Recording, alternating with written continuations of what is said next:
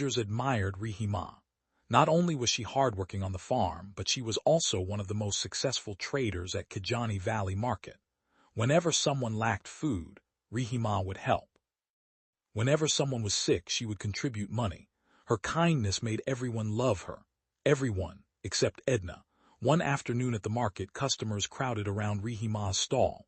"Customer, Rihima, your tomatoes are always fresh." Another customer. "And your prices are fair." Meanwhile, Edna sat alone beside her nearly empty stall. She watched as people lined up to buy from Rihima. Her face darkened. Edna thinking, why does she have everything? A good husband, a beautiful daughter, a successful business, and I have nothing. The jealousy that had lived inside her heart for years finally exploded. That evening she made a decision that would change many lives. The moon hung low in the sky. Edna wrapped herself in a black shawl and secretly entered the Black Forest. After hours of walking, she arrived at a terrifying hut decorated with skulls, bones, and strange symbols. Inside sat Baba Ngoma. A fire burned green in the center of the room. Old witch doctor slowly opened his eyes. "Baba Ngoma, why have you come?" Edna knelt. "I want Rihima dead," the witch doctor smiled. "And what will you give me?" Edna placed a bag of money before him. "I want her husband. I want her life. I want everything she has." The witch doctor nodded, then he stood. Thunder shook the forest. The witch doctor drew strange circles on the ground. He placed a black chicken in the center. The room filled with smoke. Drums seemed to echo from nowhere. Baba Ngoma began chanting. The fire suddenly turned blue. The chicken cried loudly before collapsing. Edna trembled as shadows danced across the walls. The witch doctor took 2 dolls made from clay. One represented Rihima, the other represented Tutu.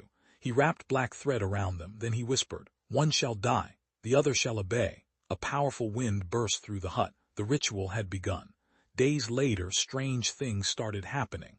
Rihima suddenly became weak. Her body ached. She could barely walk. Doctors in nearby towns found nothing wrong, yet every day she became weaker. Rachel spent sleepless nights caring for her mother. She cried whenever she saw her mother's suffering. Meanwhile, Edna secretly celebrated. Soon another strange event occurred. Tutu returned from the city, but he was no longer the loving father everyone knew. His eyes looked cold. His voice became harsh. He frequently stared into empty space.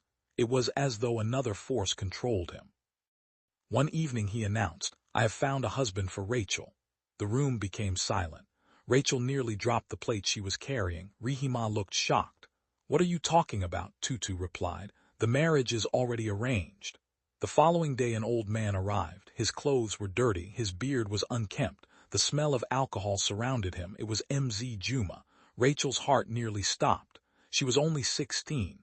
MZ Juma was old enough to be her grandfather. Rihima begged, "Cancel this madness," but Tutu refused.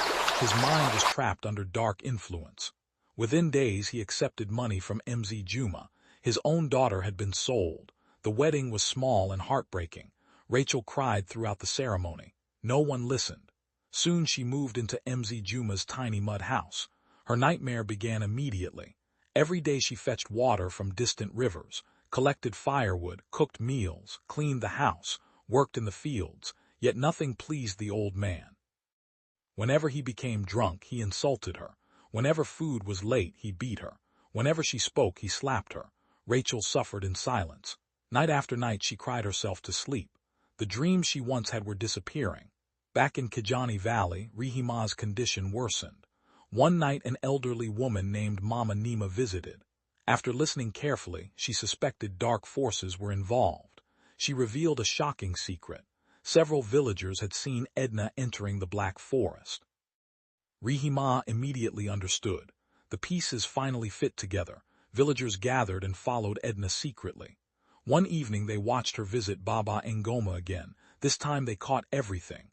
The witch doctor confessed. The rituals, the charms, the attempt to destroy Rihima's family. The entire village was horrified. Edna's wicked secret was finally exposed. Baba Ngoma warned Edna, "Evil always returns to its owner." Suddenly strange events began happening around her. Her business collapsed.